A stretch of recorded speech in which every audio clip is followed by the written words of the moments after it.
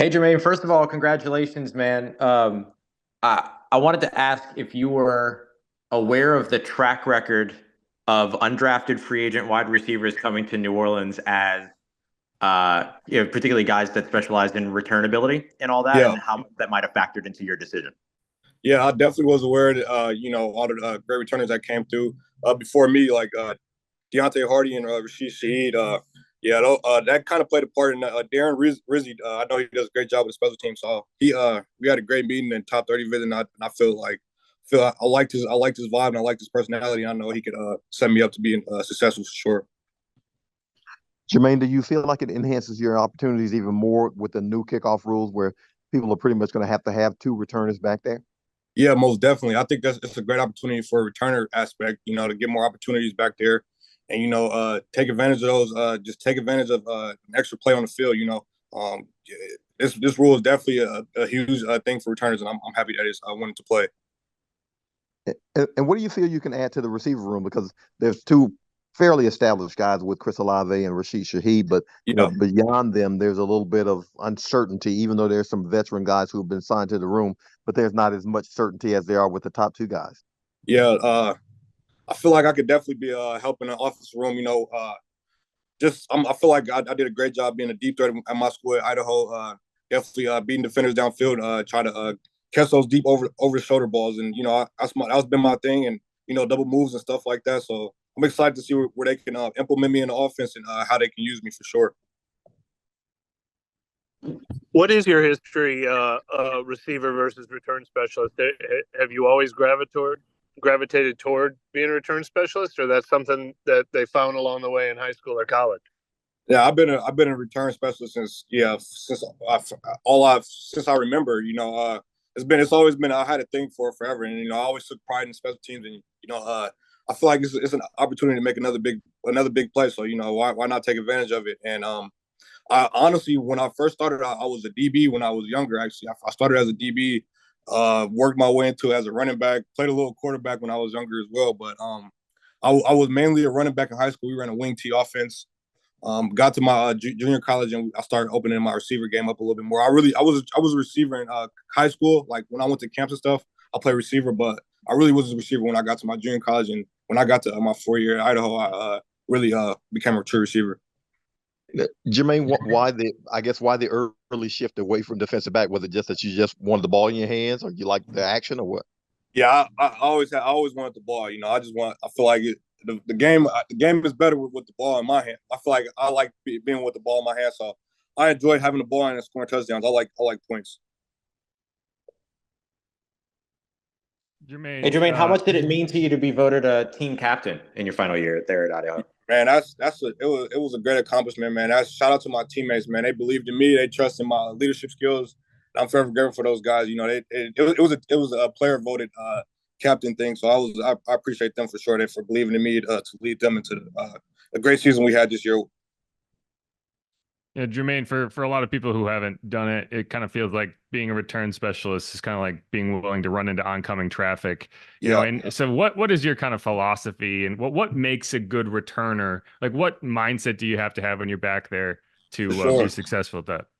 Yeah, from a kickoff return perspective, I always seen kickoff returners like running through fire, man. You just gotta once you get through the fire, you good. But you gotta I just always thought about like just running through fire, hit the hole fast as you can.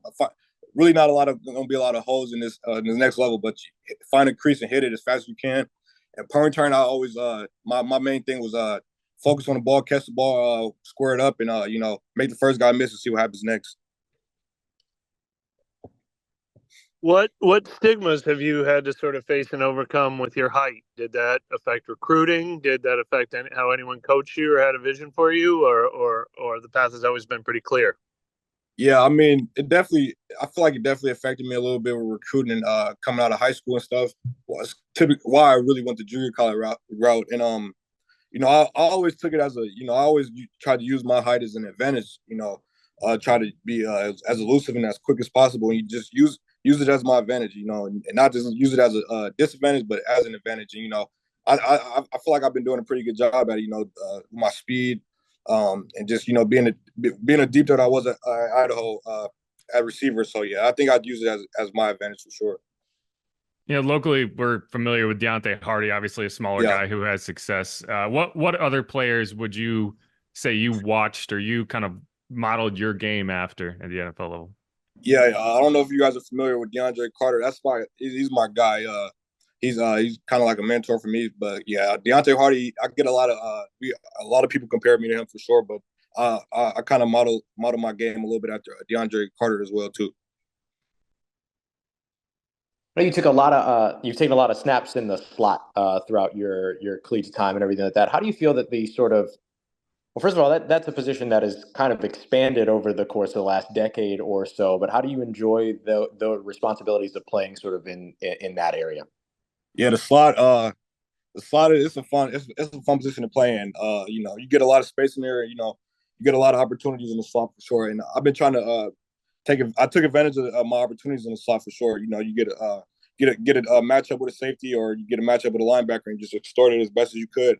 But I feel like the biggest thing that I improved on as far as being in the slot, is my blocking. You have to block those. You have to come out and get those backers, dig them out, and that's been a big thing for me. So yeah, definitely, the position definitely has been evolving, and I've been taking advantage of it for sure. And of course, as a returner, there's always that phrase on the offensive side, right? He becomes a returner with the ball in his hands. But how about yards after catch ability over on the offensive side and being able to kind of make that happen in more condensed spaces? Yeah, I feel like it's gonna be a little step up at this next level with making guys miss and getting yards after catch. But yeah, that was a huge part of my game, and definitely want to see how much I can improve in that aspect of the game. How did you get to know DeAndre Carter?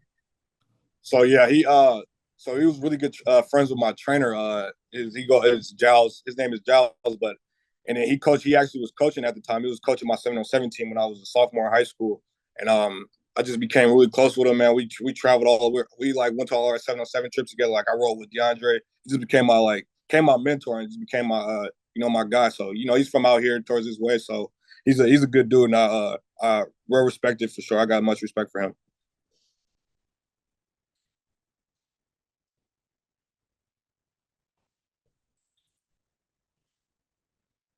Do we have any other questions for Jermaine?